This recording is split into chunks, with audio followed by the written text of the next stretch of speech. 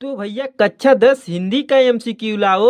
मैं बहुत दिनों से देख रहा था, कुछ बहुत दिनों से कि कमेंट आ रहा था कि टॉप एमसीक्यू लाओ हिंदी का, तो सभी महत्वपूर्ण बहुविकल्पी प्रश्न लेकर आ चुका हूँ बुक का हिंदी का, वो भी जो आपके 22 फरवरी को आएंगे ही आएंगे। तो इस वीडियो को देखकर पूरा अच्छे से तैयार कर लीजिए। तैयार क्या, आपका तो तैयार हो जाएगा अगर आप वीडियो को लास्ट तक देख लेते हैं तो 22 फरवरी में से इन्हीं में से आने वाला है आपका जो एमसीक्यू आएगा। तो इन प्रश्नों को जरूर तैयार कर लीजिएगा। चलिए हम बढ़ते हैं अपने प्रश्नों की तरफ। तो क्योंकि एक बार और कहना चाहता हूँ, बात करना चाहता हूँ, अगर मेरे चैनल पे नए तो चैनल को सब्सक्राइब करके वीडियो को जरूर से लाइक कर दीजिएगा। तो चलिए हम प्रश्न देखते क्या बोला है। पंच परमेश्वर कहानी के लेखक हैं।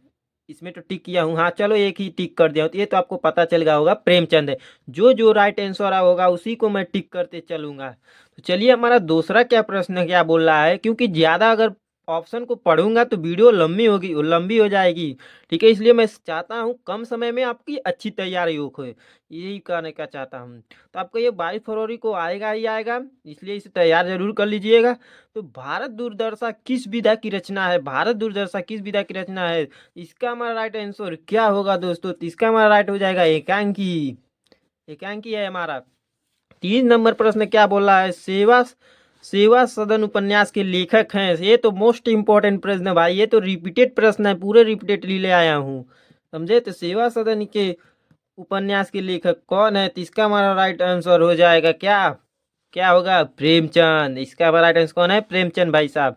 तो चलिए दोस्तों, ये हमारा 4 नंबर क्या प्रश्न बोला, निम्नलिखित में से कौन सा प्रसिद्ध यात्रा साहित्यकार हैं? तो इसका हमारा राइट आंसर होगा राहुल संस्कृत्यान जी हैं। ठीक है, संस्कृत्यान। ठीक है, यही है हमारे कौन से प्रसिद्ध यात्रा साहित्यकार है। ठीक है। गुनाहों का देवता रचना की विधि है। गुनाहों का देवता रचना की विधि है, तो इसका हमारा राइट आंसर क्या होगा? उपन्यास। तो वीडियो को अच्छे से देखिएगा और समझिएगा, क्योंकि ऑप्शन को नहीं पढ़ रहा हूँ। ठीक है, अगर ऑप्शन को पढ़ूंगा तो टाइम ज़्यादा लग जाएगा, वीडियो लंबी भी हो जाएगी। इसलिए आप लोग जो जो बताता हूँ उसे बस तैयार कर लीजिए, आपको इसमें से देखने को मिलेगा।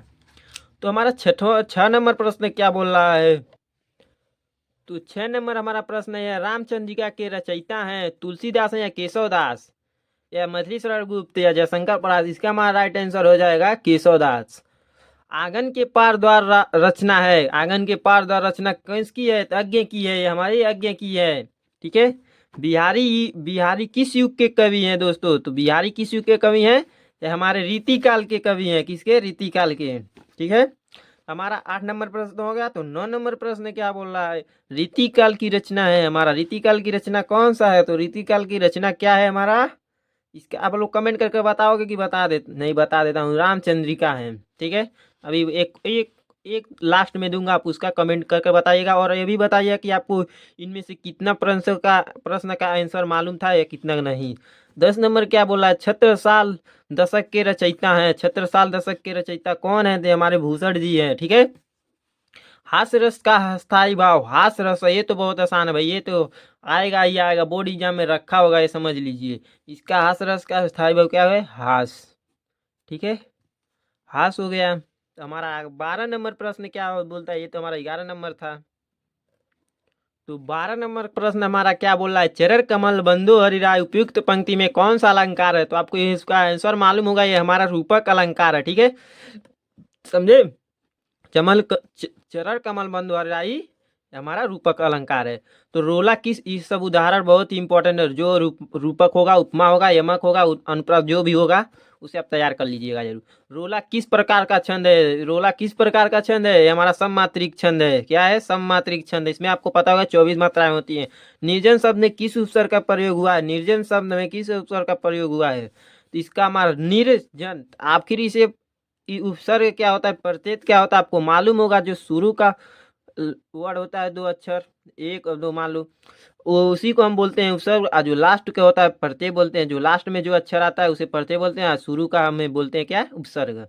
तो पढ़ो इसे, निर्जन। क्या जा है? निर्जन। तो ये हमारा कौन सा राइट होगा? निर्जन। यही होगा, नीर आ रहा है ना, इसी को हम बोलेंगे निर्जन। अगर आपको ये पूरा नहीं समझ में आता, इसको एक कमेंट कीजिए कि उपसर्ग प्रत्यय बता दिए, पूरी एक ही वीडियो में समाप्त कर दूंगा। सुख दुख में समास है, कौन सा समास? अगर आपको ये सुख दुख है यहाँ पर एक ऐसे लाइन खींचे हुए मिल जाता है, आप ये समझ लीजिएगा कौन सा समास है, द्वंद्व। अगर ये भी नहीं मिलता है, ऐसे नहीं रहता है जो यहाँ पर लाइन खिंचा है, अगर ये नहीं रहता, अगर मान लीजिए और लिखा हो तो क्या करोगे? अगर और यहाँ पर लिख दिया जाए इसकी जगह, तो भी आप ये समझ जाइएगा कि ये हमारा द्वंद्व समास है। क्या है? द्वंद्व समास। ठीक है। तो मछली का पर्यायवाची है, मछली का पर्यायवाची क्या है हमारा भाई? तो हमारा मीन है। पर्यायवाची और अच्छे अच्छे से तैयार कर लीजिएगा। अच्छी शब्द का तद्भव शब्द है, इसमें तो आपको फंसेंगे प्रश्न जरूर है। अच्छी शब्द का तद्भव शब्द क्या है? हमारा आँख है। क्या है? आँख है। ठीक है। तो हमारा अगला प्रश्न क्या है दोस्तों, चलिए देखते हैं।